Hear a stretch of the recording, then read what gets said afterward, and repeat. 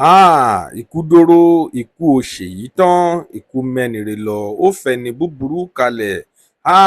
Kí ló ń ṣẹlẹ̀? Ìrìn àjò ọmọ ẹ̀dá, ikú ni òpin rẹ̀.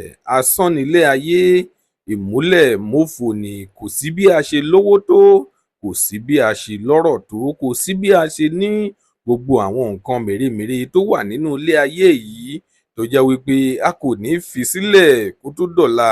Nítorí bẹ́ẹ̀ mo fi máa ń sọ wípé ká gbìyànjú láti máa gba àdúrà wípé kí Ọlọ́run kí ó lọ́ra ẹ̀mí wa, torí wípé a kò mọ ẹni tí ikú máa mú lọ tó bá di ọ̀la. Lónìí, tó bá jẹ́ ìgbà àkọ́kọ́ tí ẹ ń wo fídíò wa nìyí, ẹ jọ̀wọ́ ẹ tẹ subscribe button láti máa rí púpọ̀ lára àwọn fídíò wa wò. Ojú tí ẹ fi ń wò wá kò ní fọ́, etí tí ẹ fi ń gbọ́ wa kò ní di láṣẹ Ìdùmarè.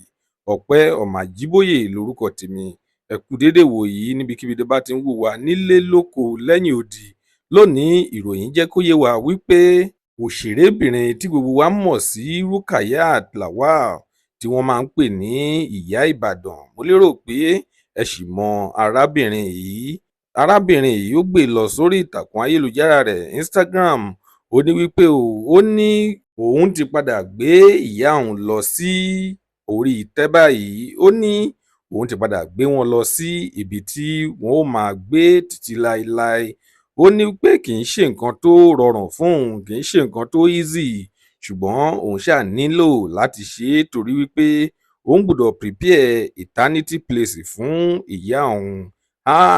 Ẹ̀yin olólùfẹ́ RUKAYAT LAWAL tí gbogbo wa mọ̀ sí Màmá Ìbàdàn, ẹ tẹ RIP sí ìsàlẹ̀ fídíò yìí ká lè máa bá wọn fi kẹ́dùn ìyá wọn tó lọ.